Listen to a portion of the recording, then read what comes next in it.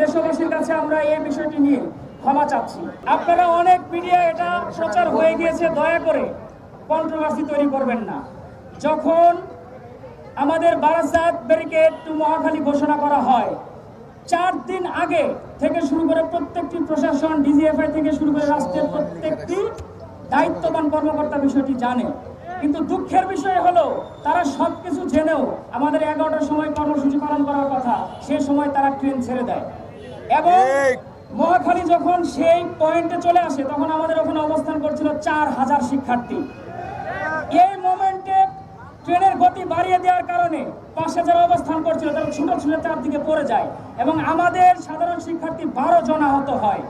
12 জন আহত হওয়ার কারণে সেখানে যারা আহত হয়েছিল ওখান থেকে হয়তোবা 2-1 জন ক্ষোভ প্রকাশ করেছে এবং তারা ঢিল ছুঁড়েছে। আপনারা এটাকে বিরোধী দিকে নিয়ে যাবেন না। এবং এখানে আহামরি এমন কোনো সিদ্ধান্ত আসেনি, আমাদের তিতুমির পক্ষ থেকে বা তিতুমির ক্যাম্পাস থেকে ঘোষণা আসেনি আমরা ট্রেনে আক্রমণ করব।